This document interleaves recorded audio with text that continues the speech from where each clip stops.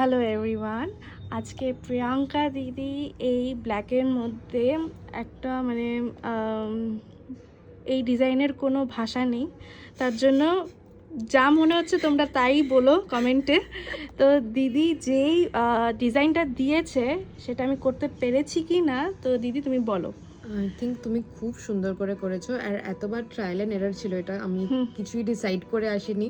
আমরা pretty much এখানে বসে এটা ডিসাইড করলাম কি করতে হবে, তার হ্যাঁ, মধ্যে মিলিয়ে মিলিয়ে তুমি খুব সুন্দর করে করেছো। আমি বেশ satisfied, so thank you very much. Thank you so much দিদি। হুম।